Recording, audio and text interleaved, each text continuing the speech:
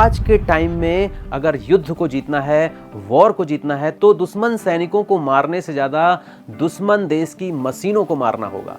आज का युद्ध मशीनों का युद्ध है, तो जो भी इन मशीनों को फेल कर दे, ऐसी टेक्नोलॉजी में महारत हासिल करेगा, वही विजेता होगा। और इस टेक्नोलॉजी को कहते हैं माइक्रोवेव वेपन्स। लेटेस्ट यूज इसका किया अमेरिका ने वेनेजुएला में, जहां सैकड़ों सैनिकों को वेनेजुएला के एक छोटी सी अमेरिकन टीम ने निष्क्रिय कर दिया।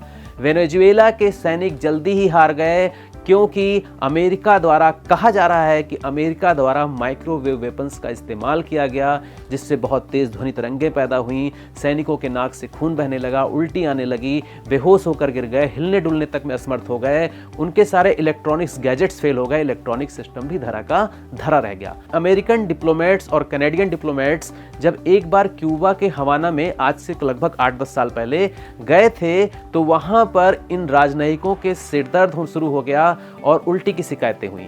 कहा गया इस घटना को हवाना सिंड्रोम, कुछ माइक्रोवेव टाइप्स की तरंगों को उन्होंने महसूस किया, ऐसा भी कहते हैं। गलवान वैली में भारत और चीन की जब झड़प हुई थी 2020 में, तो मीडिया में यह भी दावा हुआ कि चीन ने कुछ माइक्रोवेव, कुछ डायरेक्टेड एनर्जी वेपन्स का इस्तेमाल किया था, क्योंकि वहां पर गोली नहीं चला सकते थे। और इस घटना की तुलना हवाना सिंड्रोम से भी की गई थी। यह युद्ध का वह चेहरा है जिसमें दुश्मन को मारने से पहले उसके आंख, कान, नाक, दिमाग, मतलब कि जो दुश्मन सेना का जो इलेक्ट्रॉनिक सिस्टम है, इलेक्ट्रॉनिक्स वॉरफेयर सिस्टम है, उसको बंद कर दिया जाता है। माइक्रोवेव वेपन्स ऐसे डायरेक्टेड एनर्जी वेपन्स होते हैं जो हाई पावर माइक्रोवेव्स का इस्तेमाल करके इंसानों को, इलेक्ट्रॉनिक सिस्टम्स को, ड्रोन्स को निष्क्रिय कर देते हैं, बिना गोला बारूद का इस्तेमाल किए। मानव शरीर में तेज जलन और दर्द महसूस होता है। Electronics gadgets, electronics machines, electronic system, circuit सब फेल हो जाता है। ड्रोन्स, मिसाइल्स के कंट्रोल सिस्टम ठप हो जाते हैं। यानी मारने से ज्यादा डिसेबल करना इसका उद्देश्य होता है, लेकिन लोग मरते भी हैं। माइक्रोवेव वेपन्स के कई प्रकार होते हैं, जैसे कि एक हुआ एंटी पर्सनल माइक्रोवेव वेपन्स। यह भीड़ नियंत्रित करने के लिए होता है, क्राउड कंट्रोल के लिए होता है। त्वचा में जलन होगी, गर्मी महसूस होगी, दर्द होगा, लेकिन हाँ, स्थायी चोट नहीं होती है, लेकिन फिर भी गंभीर चोटें लग सकती हैं। एक्टिव डिनायल सिस्टम इसका उदाहरण है। एडीएस 95 गीगाहर्ट्ज माइक्रोवेव से त्वचा की ऊपरी परत पर यह गर्मी पैदा कर देता है और लोग बेचैन हो जाते हैं। एक और सिस्टम है anti electronics EMP like weapons. यह दुश्मन के रडार को, दुश्मन के कम्युनिकेशन सिस्टम को, मिसाइल कंट्रोल को, ड्रोन सिस्टम को बिना धमाके के नष्ट कर सकता है। Example champ, counter electronics high power microwave advanced missile project. Missile based microwave हथियार है, या दुश्मन के इलेक्ट्रॉनिक सिस्टम को, बिल्डिंग को, रडार को, कमांड सेंटर को बिना धमाके के बेकार कर देता है।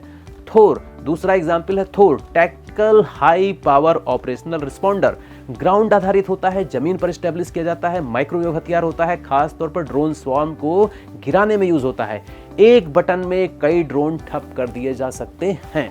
कैसे काम करता है? जमीन से वाइड एरिया माइक्रोवेव बीम छोड़ी जाती है और ड्रोन्स के GPS, flight controller, communication link एक साथ फेल हो जाते हैं।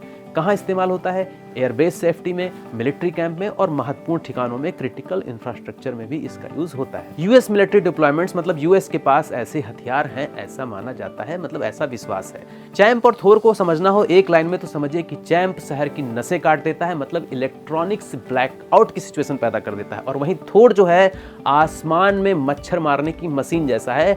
ड्रोन किलर ऐसे मारता है जैसे कोई मच्छर मारने की मशीन मच्छरों को मारती हो। एक और एग्जाम्पल देता हूं आपको माइक्रोवेव वेपन्स का। काउंटर ड्रोन माइक्रोवेव वेपन्स, एक साथ कई ड्रोन मार के यह गिरा सकता है। सस्ते होते हैं, तेज होते हैं, एयरबेस सेफ्टी में इस्तेमाल होते हैं, वीवीआईपी सिक्योरिटी में भी इनका यूज किया जाता है।